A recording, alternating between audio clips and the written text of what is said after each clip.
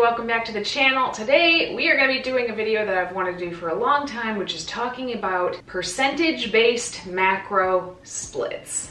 So this is a question that I get almost every single day and have for many years, and I have a little rant about it recorded on my Instagram, but I felt it was time to do a more formal video on percentage-based macro splits and why they're super misleading and don't really make a lot of sense. So if you think about a percentage-based macro split, and what I mean by this is when people say, oh, I follow a 60-20-20 split, they mean carbs, fats, protein, or carbs, proteins, fats. I'm not really sure the order people put them in, which is just another reason why they're confusing. But when someone says I follow 60-20-20, they mean 60% of their calories coming from carbohydrates, 20% of their calories coming from fats, and 20% of their calories coming from protein. Seems pretty straightforward, right? There's obviously endless combinations of percentages that you can add up. They just all have to add up to 100. But the thing about percentage-based splits, probably the most important thing, is that it doesn't take into account the fact that we have absolute needs of protein and fats especially that have nothing to do with our caloric intake. Whether you're eating 500 calories a day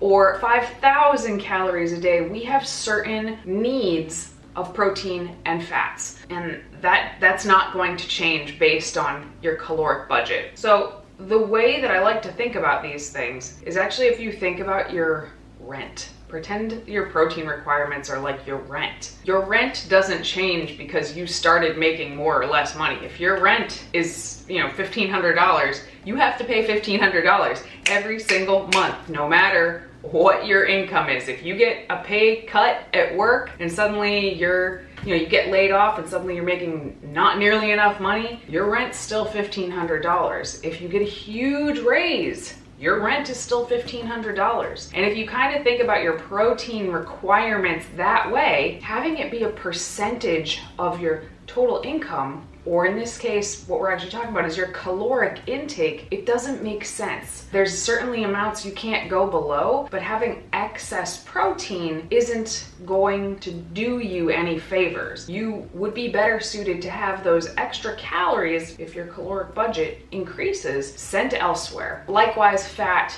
is the same thing. In general, I feel like you can say I have a certain percentage of my calories coming from fats, but there's still certain numbers you should not go below. So in this case, you can think about it like a credit card minimum payment. Like, yes, if you have extra income, you can pay off extra towards a credit card, but there's still a minimum payment you have to make. And with fat requirements, that's a really good way to think about it. Like, yes, if you have the calories to play with, you can go ahead and have extra fats, but there's certainly numbers you can't go below for optimal health. So let's use the example of 60-20-20. That's a really common one, and generally speaking, a pretty well-rounded one, assuming somebody's eating enough calories, right? This is key. If somebody is eating a 1,500 calorie diet and following a 60-20-20 split, that would be 225 carbs, 75 grams of protein, and 33 grams of fat. Pretty reasonable, I think. It's on the lower side, but you're not gonna die. Now, if somebody was only eating, 1,200 calories, all of those numbers would be a lot lower, and I wouldn't wanna see some of those numbers go lower. On the flip side, if someone is eating 4,000 calories a day, and there are lots of people out there that do actually have to eat 4,000 calories a day, 20% of 4,000 calories coming from protein is 200 grams. Now, my guess is if you're somebody who needs to eat 4,000 calories a day, you probably have a pretty speedy metabolism. You probably don't need 200 grams of protein a day. Now let's look at an 80-10-10 split. This is really common in the vegan community and probably my least favorite and easily the most dogmatic of all of the splits. Let's say somebody is eating a 2,000 calorie diet. So a moderately active female, 2,000 calories is pretty middle of the road, right? 80-10-10 would mean 22 grams are coming from fat. That is very, very low. Lower, in my opinion, than what is optimal for health. For like an average size female. So I mentioned before that we have absolute needs of dietary fat for health. What are those? Well, they are about 0.22 grams of fat per pound of lean body mass, or for my international folks, that's 0.5 grams per kilogram of lean body mass. So for myself, I'm about 140 pounds. That is 66 kilograms. So my minimum intake of fat, minimum, should be 32 grams of fat. Going below that, you run the risk of not getting enough essential fatty acids. And when that happens for a prolonged period of time, there's lots of hormonal implications that can happen from that and certain vitamin absorption issues. But if I were to just follow 80-10-10, eating 2,000 calories, which is around what I eat in a day, it would be 22 grams. That is 10 grams lower than the minimum. It would also, 80-10-10 on a 2,000 calorie diet would have my protein at 50 grams. That is certainly not low enough to die, but definitely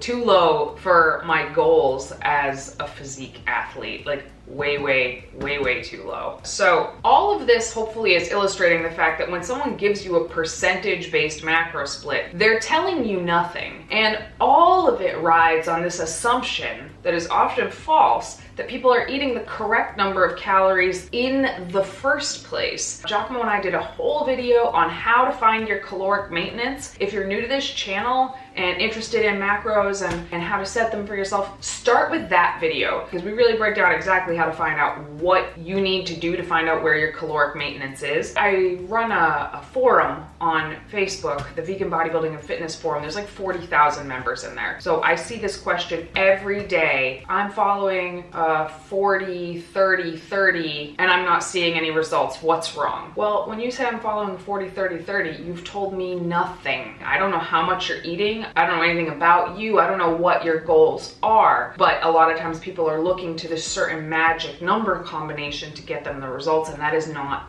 the way it works. As it is, even if you find, the right set of macros for you, it's still gonna change over time to a degree. For example, what if your goals change? I was in prep for all of 2018, and now I'm not. My protein goal hasn't changed. It's been 150, still 150, but my caloric intake has doubled. So if I were to be looking at a percentage-based split, maybe in prep my protein made up 50% of my caloric intake. Now it would only make up 22.